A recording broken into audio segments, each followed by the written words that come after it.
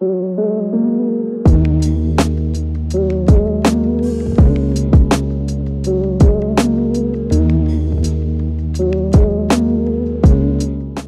it or not, I don't even have one Boxwood bonsai. Oh, not even a cut-in. Well, we have to change that. And they also do really well from air layers. Any thick cuttings? Do you think you could? I guess you'd go air layer over thick root, just cutting and throwing it in. I know that they will take from a large cutting, but I've found that the maximum size is probably finger size. Mm-hmm. When you get over that, it usually can't overcome the need for water over the slowness of putting out roots, because they're a pretty slow species. Yeah. Knowing that how slow they are and how big and thick a lot of these trees are, there's thousands of years in this backyard of life. Oh, sure, yeah. Easily. Yeah. And it feels good to have saved them too. Yeah, you give them a whole new life. That's what we always were talking about with the Amadores, being responsible, but then with the Yardadories, yes, you're not only, you're pulling them out when they're perfectly healthy and can live there, but people want to get rid of them, and otherwise they would just be thrown out, right, burned. I'm not excited about going up a mountain and taking a tree that's living in the wild and is going to continue to live in the wild. Yeah, I like to look at that plant, take a picture of it, admire it. But if something's about to be bulldozed or ripped out, or just has been ripped out, I'm usually the person on the side of the road with a little pick going, all right, can I fit it in my car? Norfolk Island pine. Saunders has one of those. It sure does.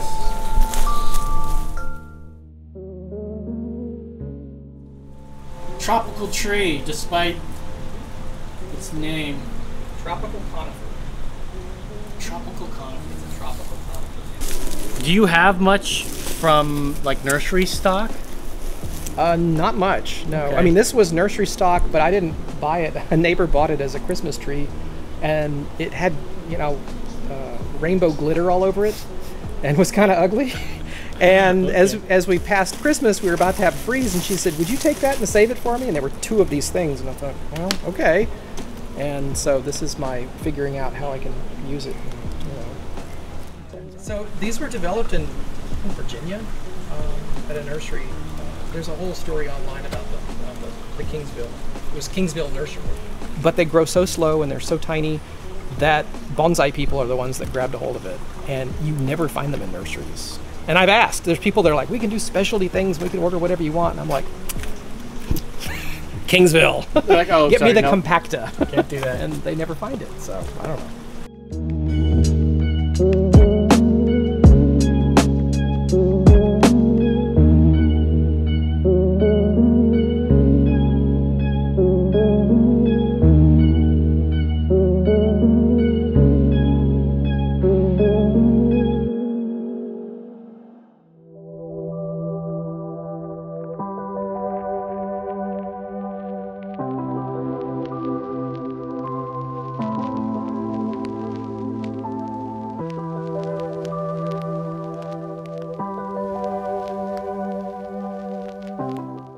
Here we got a bonsai paludarium right here. Look at that. A water feature. Yep. Bonsai in the middle. There's little creatures in there too. Probably mosquitoes. Mosquitoes? I don't think there's mosquitoes. I keep dunks, so I try to Okay, make good. sure there's no. But I bet there's dragonfly larvae crawling around down in there, and probably little bloodworms and a bunch of other things. I've thought of putting some guppies in, but then. Look at that. Is that like an underwater spider or something? Yeah. Can you see what I'm looking at? Yeah. Oh, it does move. Yep. No, I think it was a dragonfly larva. Bonsai is probably my favorite species. It's a fun one. Yeah, because you can do things like this. You can literally let this thing sit in water. And because we know it literally loves that. And then, you go to the river, and I can see it's like happening over here where the land just becomes roots. It's just roots and land. Not much plant life in there, but just roots. Absolutely. And I'm even letting some of the little cedar elms, these are just seedlings that are coming off my trees above. Free bonsai.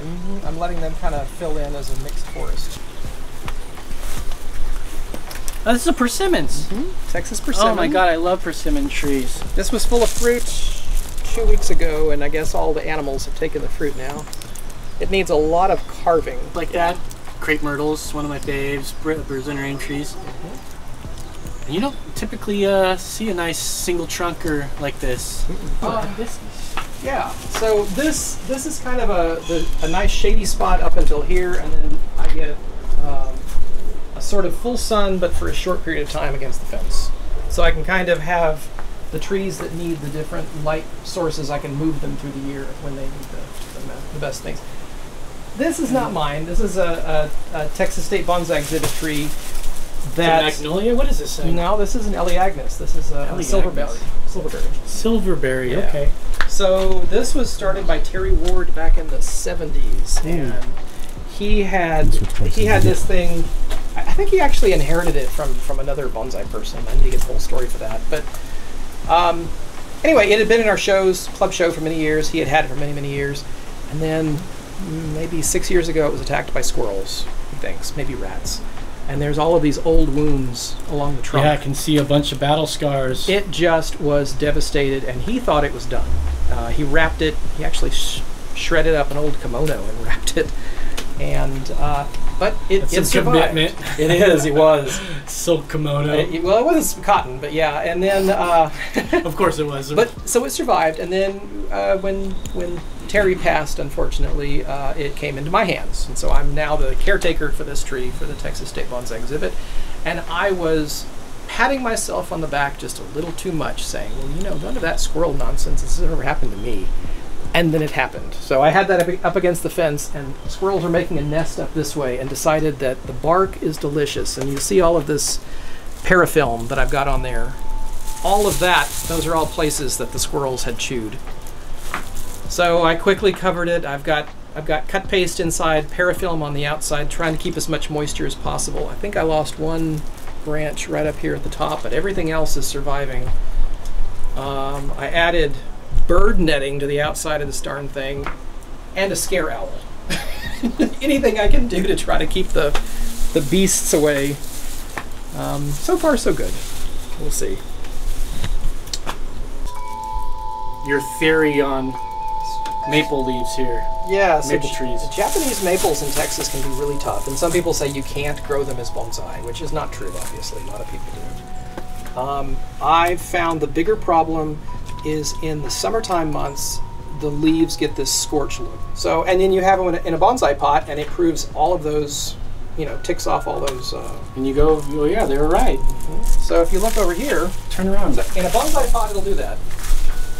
But if you have a bonsai in a colander, or if you have it in a pond basket, there's another one in a pond basket right there. You'll notice there's no scorch. Where's the scorch? And they're right next to each other. There's a little bit of something because it is hot, and maybe a day or two it got a little dry, but seriously, look, those two together. Night and day. Yeah. So my theory is that what's happening is that we have a water table issue during the summer.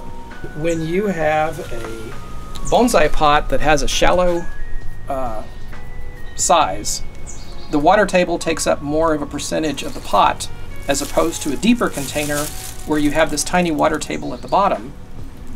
Add to that, if your water table has holes in the bottom, so you have aeration that can counter some of the effects of extra water at the bottom of the pot, then you get more of an even distribution. And whenever you have a maple tree sitting side by side in either a pond basket or a colander next to one in a bonsai pot, the one in the bonsai pot is always scorched. And I see you've got a little bit of irrigation working here. It's really just, it's kind of a mist, so it's just to cool the area. Yeah. So when I turn that on, it'll cool the bricks, and it'll cool the... I'm sure that helps tons, and there's nice humidity from the bricks over time. Yeah. Wonderful. I put that in originally as a watering device where I could go on vacation. Yeah, let's take a look at this little area. Look at this cedar forest here.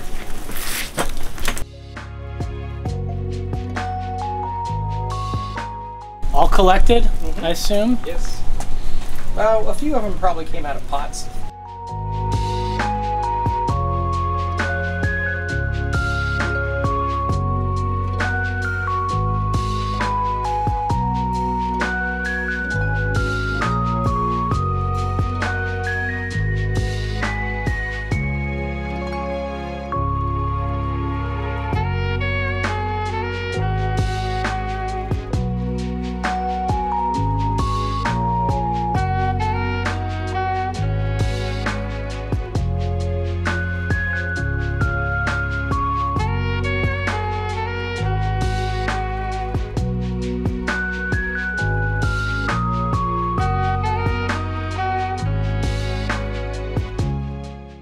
So this is just old leftovers. Yeah.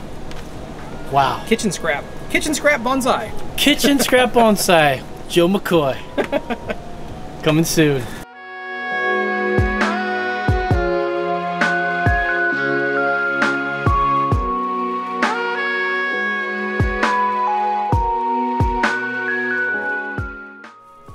Crown of thorns. Crown of thorns. People don't use them as bonsai, and I can kind of see why in some ways, but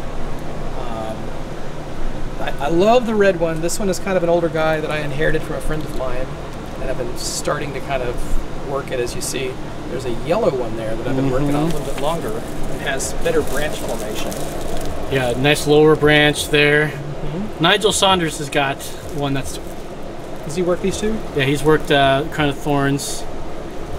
I think Nigel and I kind of come from the same bonsai brain. You guys are very, I'd say so.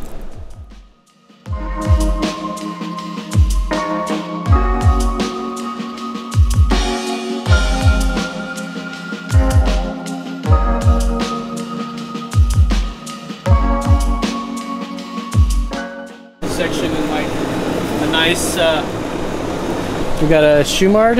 Yep. Shumard oak. A little chinkapin oak down there. There's a Buckley eye oak on the other side.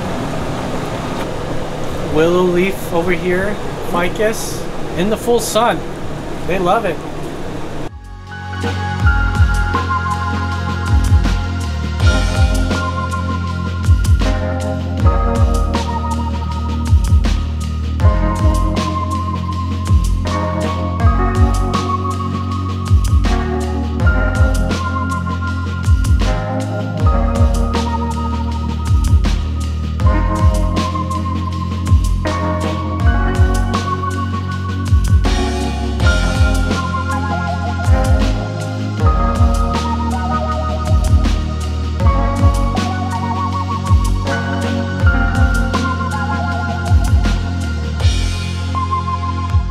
So wintertime, are you like just getting these all on the ground? Yeah. Under the benches. That's so convenient. I mean, that's another reason why to go like native with your bonsai, because who wants to be lugging back and forth through tropicals, you know? Yeah. And then on some days, we're like in Texas, you know, you'll get a day that's under 50, but then the next day is 100, and you're like, well, I'm certainly not going to let these guys sit down and, you know, inside. Let's get them all outside for the day. That's right. It's so much better to set them down someplace than kind of forget about them. That's not poison, is it? No, that is golden rain tree. Golden rain tree. A member of our club. Golden shower tree? Yeah, I don't know about that.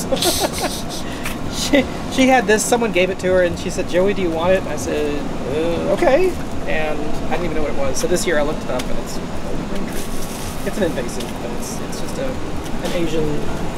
Anytime I see that like mitten shape, I'm like, no, I'm not even gonna try. I'm not touching this. He won't mind.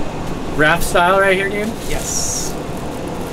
The freeze in 21 really took a toll on this guy, and I've been babying it since then. But I've lost some of the branches.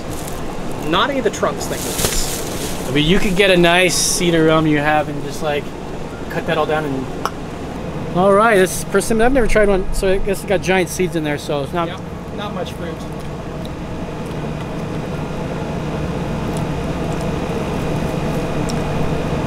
I mean, nothing special. No, I mean it's kind of sweet. It's kind of a smoky, but it's not anything that's like super duper. Yeah, it's okay. What I usually do is I'll open the end and then pop it so you don't eat the skin. I mean, you can, but It's a little the skin chewy. is tough. You get the jelly stuff out of the middle. That's persimmon. Not bad.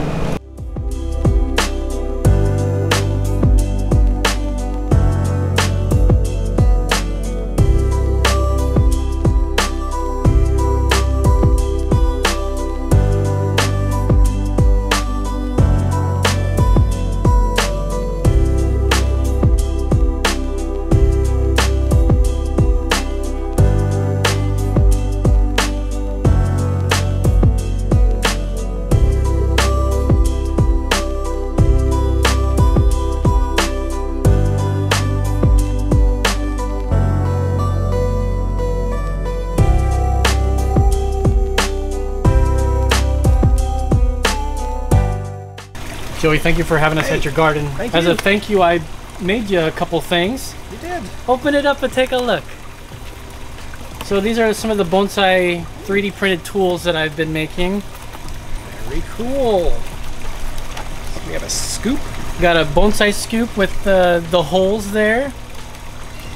Very and cool. also on the bottom of it says Bonsai Yeah, why not? Hey, I love it. The mini root hook. I love this little thing. It looks ergonomic, like you can grab it real easily. And This here is, we call it the Ebihara Los plate. aha. So if you understand what the Ebihara technique is with the roots, this is basically what this is. You'll put your tree right down in there and plant that in the ground, and hopefully that will divert and make These are the little separators for the roots as it grows. That's right? exactly right. The little fins to keep them growing radially. And right now, Very cool. you're going to be. I have one in the ground. We're testing them out right now as we speak. We have no idea if they work well, how the plastic's going to work.